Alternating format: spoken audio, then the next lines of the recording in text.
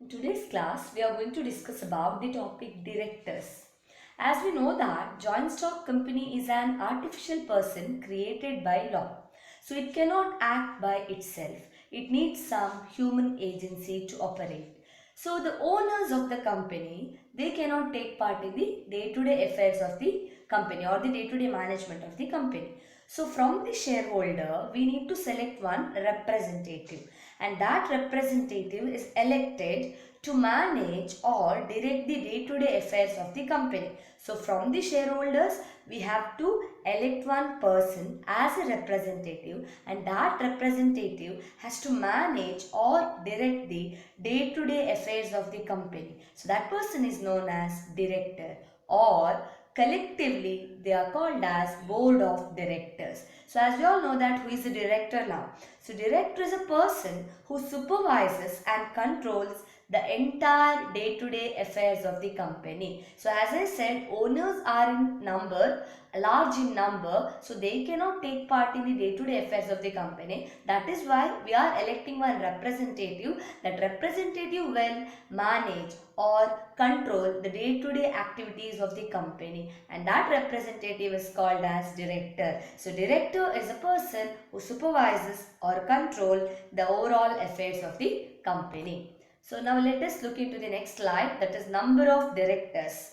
So as per the Companies Act 2013, we need to follow certain provisions regarding the number of directors. So the Companies Act 2013 fixes certain number. Firstly, minimum number of directors. So what should be the minimum number of directors in a company? As we all know that it differs from company to company. There is a public company, there is a private company. So every public company must have at least 3 directors, and every private company must have at least 2 directors. So in case of public company, at least 3 directors, and in case of private company, at least 2 directors. So this is the minimum number fixed by the Companies Act 2013. Secondly, we are having maximum number of directors. In a company, what should be the maximum number of directors?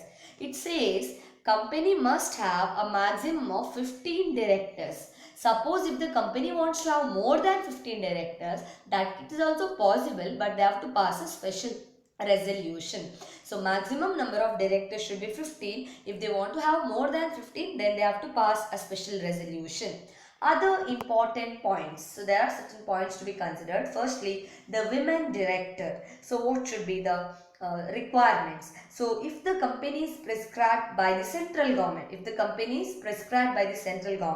then they shall have at least one women director. If the company is prescribed by the central government, then they shall have at least one women director. Compulsory stay in India. So this director should have stayed in India for not less than 182 days in the previous year. So the director should stay in India for not less than 182 days in a previous year. Nextly, we are having independent director. So before discussing about the requirements, let me tell you who is the independent director. Independent director means a director other than the managing director or a whole-time director or a nominee directors.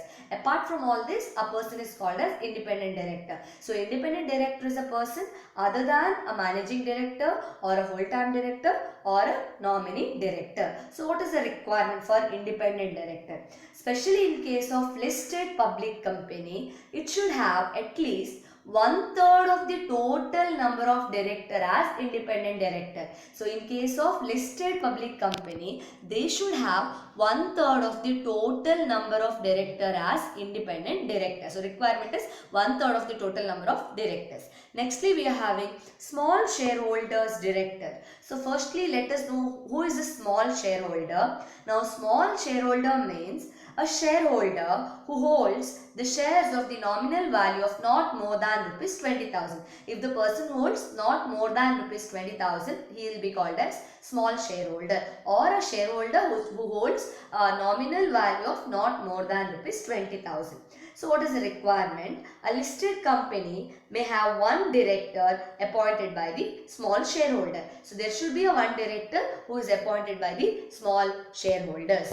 Nextly, we are having minimum number in article. What should be the minimum number? As it is mentioned, See, the article of association puts a clause or it fixes a minimum number of members. So as I said, in case of public company, there should be 3 directors. In case of private company, 2 directors. So this clause is already fixed in its article of association.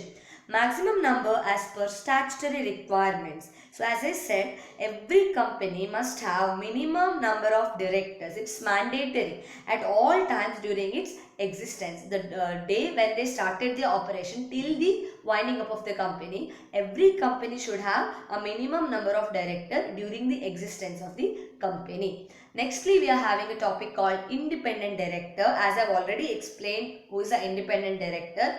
As per section 149 subsection 6 of the Companies Act 2013, independent director means a director other than a managing director, a whole-time director or a nominee director. Already I have explained about the concept of independent director. Now let us look into the legal provisions relating to the independent director. Firstly, we are having every public company must have independent director. I told every listed public company should have independent director, but what is the requirement? 1/3 of the total number of directors. So every public company must have 1/3 of the total number of directors as independent director. Secondly, declaration by independent director. So the independent director here, he has to make one declaration. So what is that declaration? The declaration must be given at the first board meeting. So if he is participating in the first board meeting, he has to give us declaration. So the declaration must be given at the first board meeting in which he is participating. Secondly, he should declare or he should give his declaration in the financial year. So in every financial year, he has to give us declaration. Remuneration. So remuneration by way of fee only. As when I said about independent director is not entitled to any remuneration other than the sitting fees. There is no question of paying remuneration to the independent director. Only the fee which is payable, that is called as sitting fee, is given to the independent director.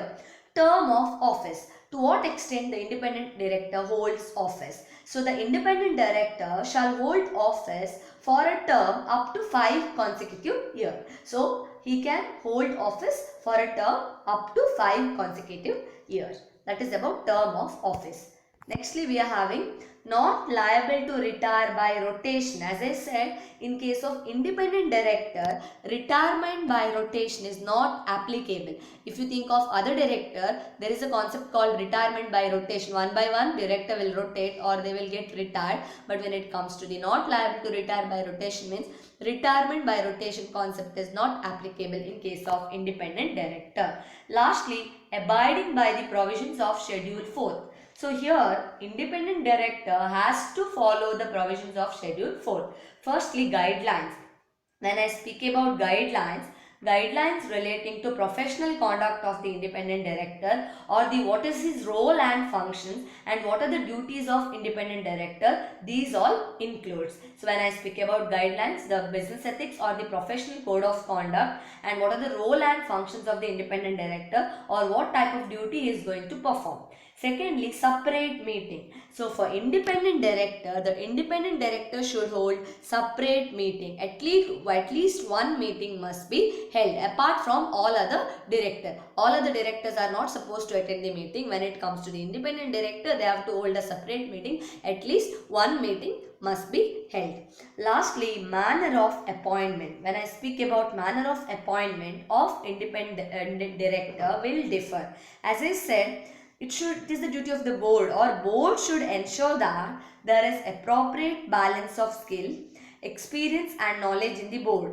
So, appointment of independent director is formalized through a letter of appointment, and in that particular letter, it consists of the term of appointment and the expectation from the board, what type of expectation from the board and the code of business ethics, etc. So, the appointment of independent director is differ from the other director. Thank you.